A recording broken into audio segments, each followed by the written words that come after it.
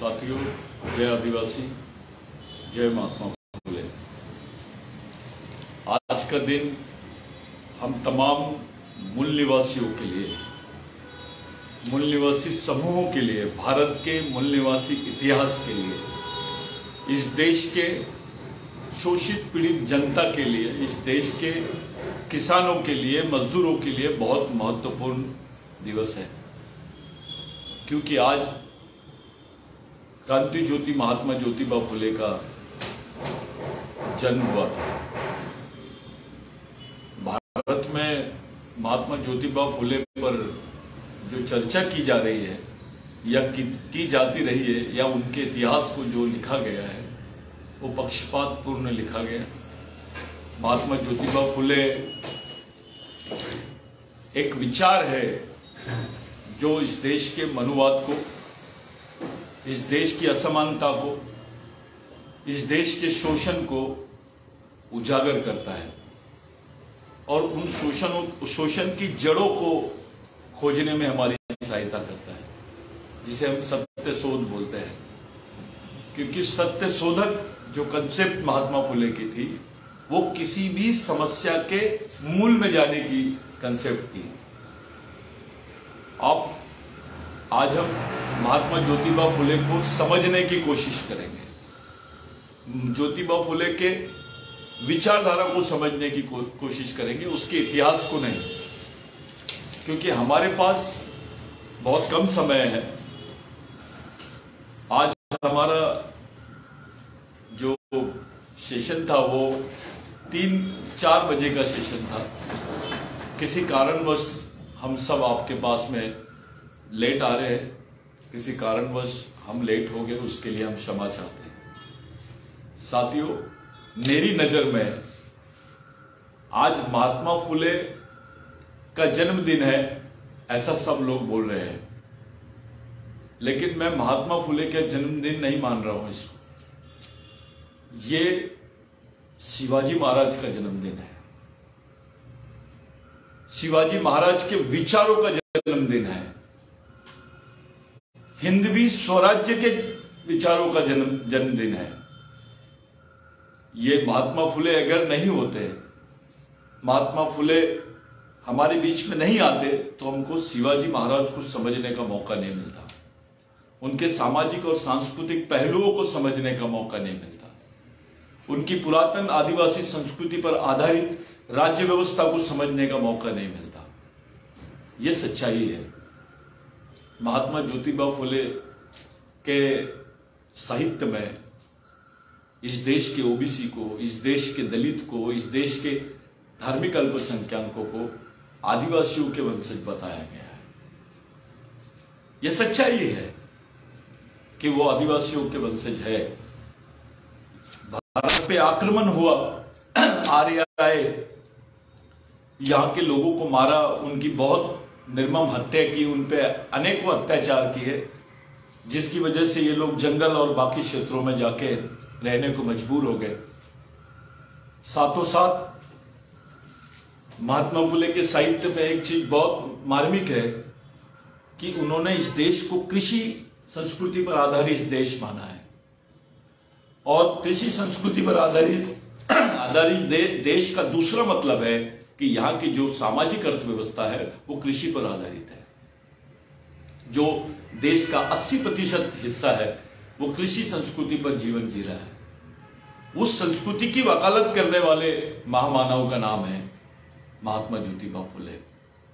महात्मा ज्योतिबा फुले ने हमें शिवाजी महाराज समझाया। महात्मा ज्योतिबा फुले ने हमें हिंदवी स्वराज्य समझाया। हिंदू स्वराज्य नहीं, हिंदवी यानी सांस्कृतिक शब्द है, मातृसत्तक शब्द है। हिंदू यानी पुरुषात्मक शब्द है। जब आप हिंदू राष्ट्र की बात करते तो यह धार्मिक शब्द के रूप में देखा जाता है, लेकिन हिंदवी राष्ट्र की जो बात करते हैं वो सांस्कृतिक व्यवस्था के रूप में देखा जाता है, जिसके अवशेष मोहनजोदारो हड़प्पा तक जाते हैं। हिंदवी का मतलब हिंदू नहीं होता है। हिंदवी ये सिंधवी शब्द का अपभ्रंश है। हिंदू ये सिंधु का अपभ्रंश नहीं है, हिंदवी ये सिंधवी का अपभ्रंश शब्द है। मराठी में हिंदवी ये शब्द जो है ये मातृसप्तक शब्द है और इसी व्यवस्था को सामने लाया गया। इसी व्यवस्था में माता जिजाऊ को राज्य प्रमुख बनाया गया। इसी आदिवासी संस्कृति की वजह से जिजाऊ को सती होने से बचाया गया। उन्हें सती होने के बजाय राज्य की सत्ता सौंपी गई, उनको राज्य का कारोबार सौंपा गया। इस पूरे परिक्षेप में अगर हम देखते हैं तो महात्मा ज्योतिबा फुले का जो जीवन है यह महाराष्ट्र नहीं भारत के लिए सबसे महत्वपूर्ण जीवन रहा है। महात्मा ज्योतिबा फुले के जीवन के कुछ किस्से, कुछ मनुवादियों ने महात्मा ज्योतिबा फुले को बहुत कमतर आंकने की कोशिश की है। आज पूरा ओबीसी समाज जो किसानी करता है, किसानी मजदूर है, कि खेत मजदूर है, ऐसा ओबीसी समाज, चाहे वो तेली हो, कुंभी हो, पवार हो, लोधी हो या और कोई अन्य लोहार हो, सुतार हो, ऐसे जो ओबीसी समाज के लोग हैं, इन्होंने महात्मा फुले को समझने की कोशिश नहीं किया। इनके सामने धर्म परोस दिया गया। धर्म में इनके सांस्कृतिक अवशेष नहीं मिलते हैं, संस्कृति में इनके सांस्कृतिक अवशेष मिलते हैं, इनके शोषण और दमन का इतिहास मिलता है। धर्म बोलने के बाद एक नशे में आ जाता है व्यक्ति, उसको अपने बारे में, अपने अस्तित्व के बारे में, अपनी पहचान के बारे में सोचने का मौका ही नहीं दिया गया। इतना ज्यादा उसके दिलो दिमाग में धर्म का प्रभाव खड़ा किया गया। सत्यशोधक समाज की जो कंसेप्ट थी महात्मा फुले की, वो धर्म के खिलाफ में संस्कृति और समाज का संशोधन करने की कंसेप्ट है, जिसको ideology for the investigation of social system, जो तत्वज्ञान है वो इस देश की समाज व्यवस्था का इन्वेस्टिगेशन यानी उसका संशोधन करने की ताकत, उसमें शोध करने की ताकत और उसको माध्यम बनाया जा सकता है वो विचारों को। ये है महात्मा फुले की सत्यशोधक समाज की कंसेप्ट। ऐसी कंसेप्ट दुनिया में किसी व्यक्ति ने नहीं रखा जो महात्मा ज्योतिबा फुले ने रखी है। महात्मा ज्योतिबा फुले हम तमाम लोगों के लिए, आने वाली जनरेशन के लिए एक भगवान के समकक्ष नाम है। इस देश के किसान का पहला भगवान महात्मा ज्योतिबा फुले हो सकता है। इस देश के मजदूरों का पहला भगवान महात्मा ज्योतिबा फुले हो सकता है। इस देश की समाज व्यवस्था का विरोध और उसके खिलाफ विद्रोह खड़ा करने का काम करने वाले महात्मा ज्योतिबा फुले का हो सकता है।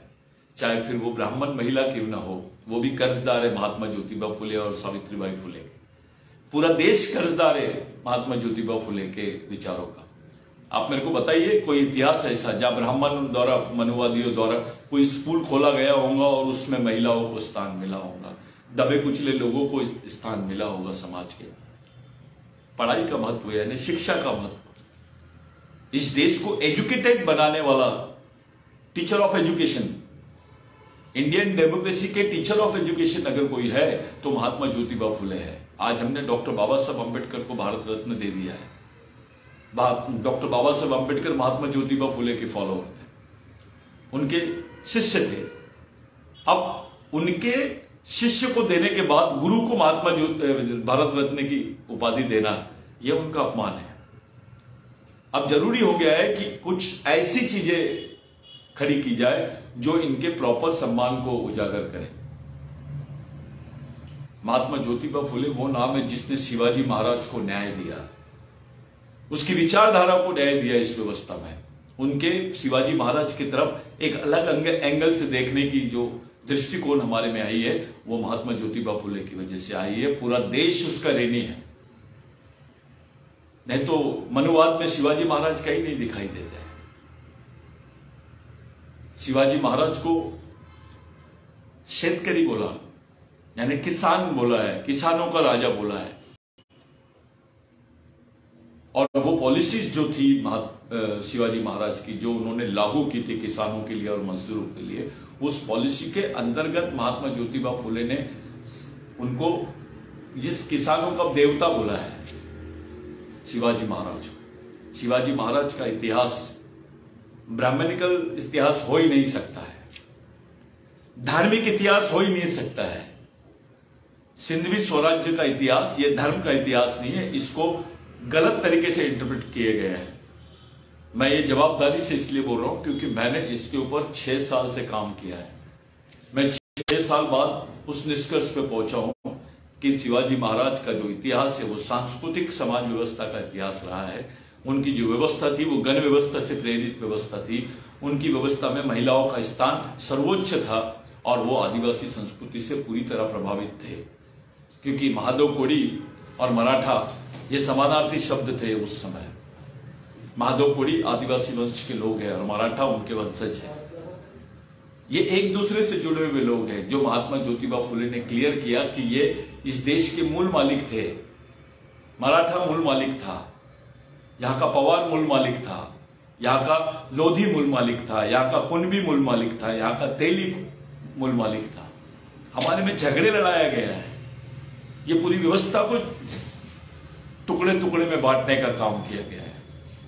ये झगड़ा लगाने का काम जो हुआ है ये समझने की जरूरत है। छोटी छोटी बातें बड़ी महत्वपूर्ण होती है। जैसे अगर पवारों में और तेलियों में झगड़ा लगाना है तो एक कहावत मनुवादियों ने डाल दी, कहां राजा भोज और कहां गंगू तेली। ये किसी को नहीं मालूम कि राजा भोज की सेना में कौन कौन लोग थे, उनका एडवाइजर कौन थे, उनकी जमीन किसकी थी, राजा भोज को राजा किसने बनाया। क्या ब्राह्मणों ने बनाया, मनुवादियों ने बनाया, या और कोई बाहर से आया उनको बनाने वाला? उनको राजा किसने बनाया? अगर इसका शोध लेंगे हम तो हमको समझेगा कि ये आदिवासी व्यवस्था का ही हिस्सा है। दोस्तों, देश में समय आ गया है अपने सांस्कृतिक मूल की तरफ जाने का, सांस्कृतिक मूल की तरफ जाने का, अपने रूट्स की तरफ जाने का कि हम कौन है, क्या है, किसके वंशज है। हमको तो नशे में रख दिया गया है। एक नई थेरी देश में डाली गई, सब मूल निवासी है। ये थेरी राष्ट्रीयता के नाम पे डाली गई है कि सब देश के सभी लोग मूल निवासी है, मूलवासी है। मैं आपसे पूछता हूं, ये देश किसके हाथों में है? किनके हाथों में है ये देश? बोल कौन रहे हैं ये? क्यों बोला जा रहा है? इससे कौन आदमी चुपता है?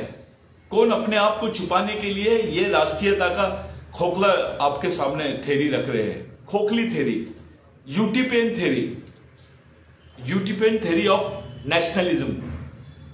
ये थेरी गलत थेरी है।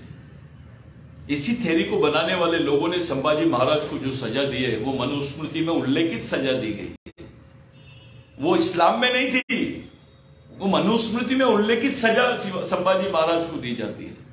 मनुस्मृति में उल्लेखित सजा बाबूराव शर्मा के को दी जाती है। मनुस्मृति में उल्लेखित सजा राघोजी भांगरे को दी जाती है।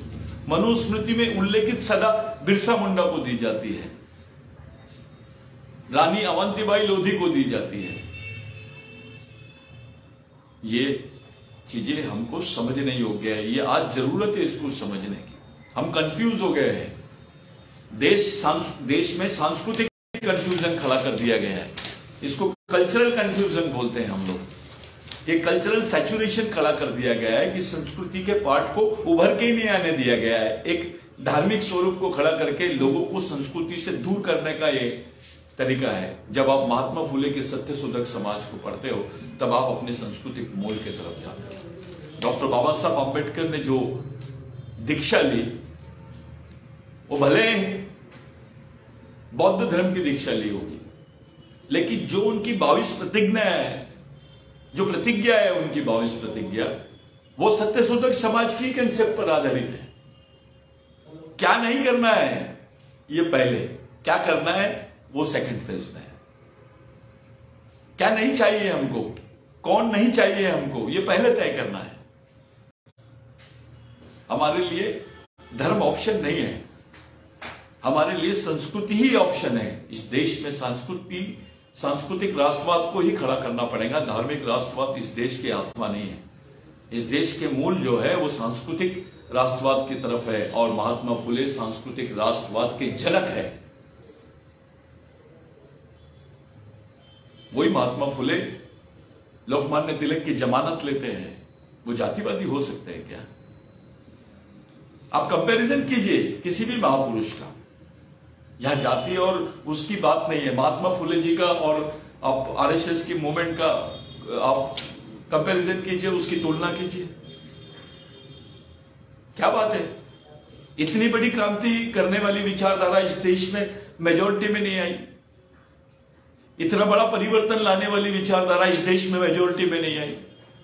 जिस विचारों से इस देश की महिलाओं को पढ़ने नहीं मिला, जिन विचारों से इस देश के दलितों को पानी नहीं मिला, उनको कपड़े नहीं मिले, जिन विचारों की वजह से आदिवासियों के बदन पे कपड़े नहीं है, जंगल में रहने के लिए मजबूर हो गए, उन विचारों के लिए आज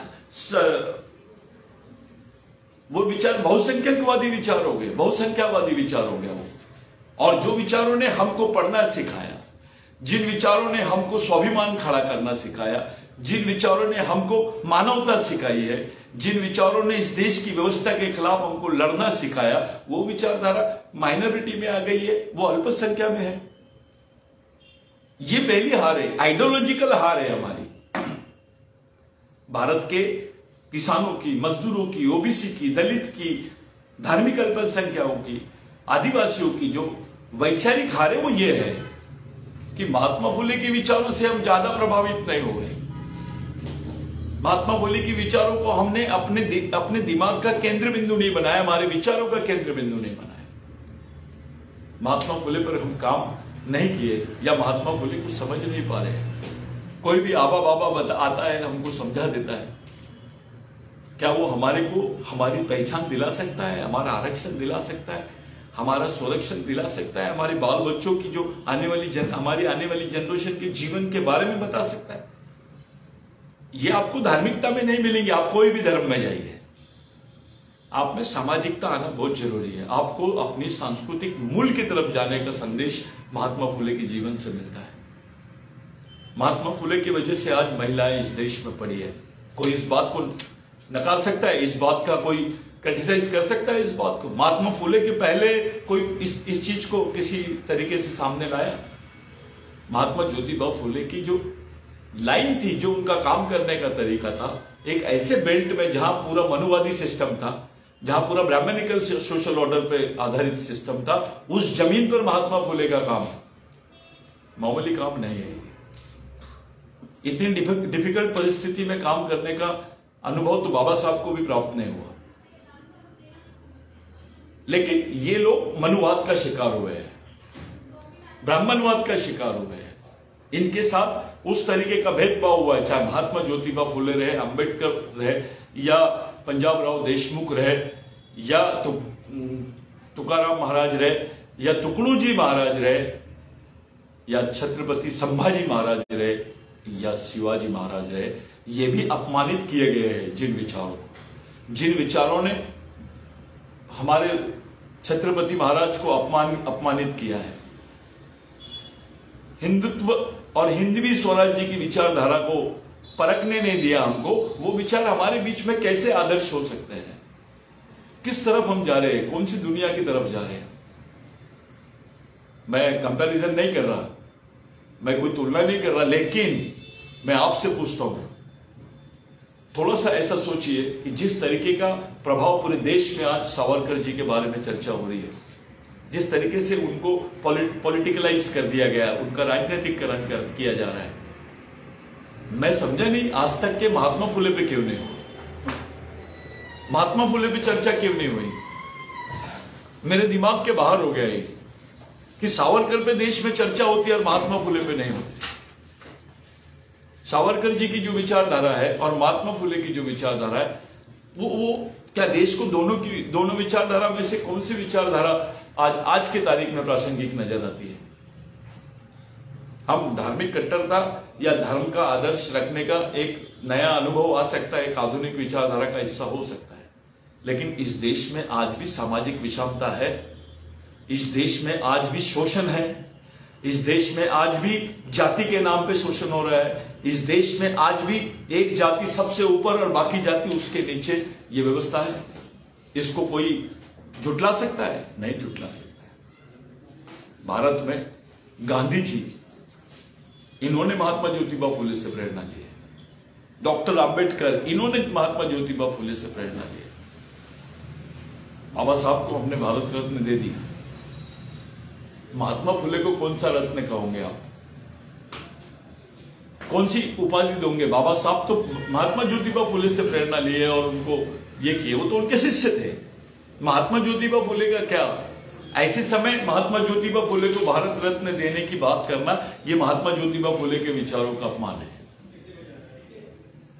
विशेष करके आज आदिवासियों में चर्चा है कि महात्मा ज्योतिबा फुले, जिन्होंने पहला साहित्य लिखा इस देश में, जिस आदमी ने first man of the Indian sociology who has proved that tribals are the indigenous people of India, जिन्होंने पहले इस बात की वकालत की कि इस देश के जो गोंड, भील, कोल, ये जो लोग हैं ये मूल मालिक थे, यहाँ के उस वंश के लोग मूल मालिक थे, यहाँ के शूद्र मूल मालिक थे, यहाँ के अतिशूद्र मूल मालिक थे। ये महात्मा ज्योतिबा फुले ने बोला है। 2000 उनके जाने के बाद, महात्मा ज्योतिबा फुले के जाने के बाद 110 साल बाद में भारत के सुप्रीम कोर्ट ने बोला है कि आदिवासी इस देश के मूल मालिक है। लेकिन दूसरी तरफ हमारी पॉलिसी दूसरी तरफ जारी है कि आदिवासी नहीं, सभी मूल मालिक है। यह स्टेटमेंट क्या सुप्रीम कोर्ट का अनादर नहीं है? यह स्टेट इस देश के मूल आदिवासियों का अनादर नहीं है? यह स्टेटमेंट क्या इस देश के ओबीसी का अनादर नहीं है? इस देश के दलितों का, अल्पसंख्यकों का अनादर नहीं है क्या? यह उनके खिलाफ में नहीं जा रहा है क्या? हम कौन सी तरफ जा रहे हैं, किस व्यवस्था की तरफ जा रहे हैं, यह सोचना बहुत जरूरी है। महात्मा ज्योतिबा फुले का पूरा परिवार, उनका जीवन इस देश के मानवता और समाज सेवा के लिए समर्पित रहा है। उनसे प्रेरणा कैसे ली जाए? उनसे प्रेरणा की बात करते हैं सब लोग। आज भी पूरे देश में महात्मा ज्योतिबा फुले को जाना नहीं गया, उनके साहित्य को दबाया गया, क्योंकि वो मनुवाद विरोधी साहित्य है। आज भी उनके साहित्य को देश के कोने कोने में अलग अलग भाषाओं में छपाने में कंजूसी की गई, चाहे कोई भी गवर्नमेंट हो। महात्मा ज्योतिबा फुले के साहित्य की आवश्यकता इस देश की समाज व्यवस्था के लिए बहुत जरूरी है। इस देश में, देश के प्रत्येक मानव को पुनर्जीवित करती है, उसमें सांस्कृतिक एकता की बात करती है, उसमें मानवता पैदा करने वाली विचारधारा है महात्मा ज्योतिबा फुले की। आज बिरसा ब्रिगेड के माध्यम से महात्मा ज्योतिबा फुले की जयंती, और जयंती के दिन बिरसा ब्रिगेड ऐसा मानता है कि महात्मा ज्योतिबा फुले की जयंती यानी शिवाजी महाराज के विचारों का प्रारंभ दिवस होता है, क्योंकि शिवाजी महाराज की एक एक चीज का संशोधन करने वाला कोई व्यक्तित्व इस देश में है तो महात्मा ज्योतिबा फुले है। महात्मा ज्योतिबा फुले की वजह से शिवाजी महाराज सामने आते हैं। डॉक्टर बाबा साहब अम्बेडकर के प्रयास की वजह से बुद्ध सामने आते हैं। बिरसा मुंडा के प्रयास की वजह से पूरी सिंधु संस्कृति सामने आती है।